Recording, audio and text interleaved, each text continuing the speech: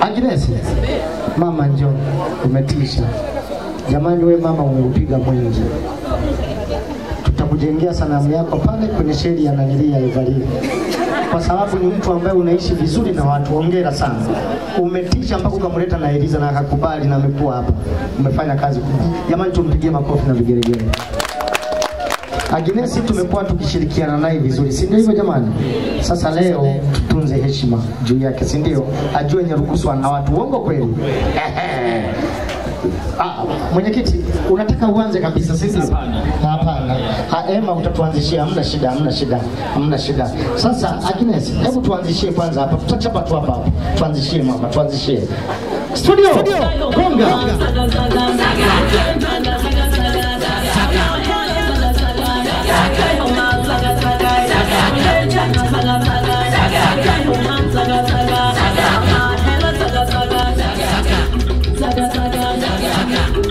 Shikome,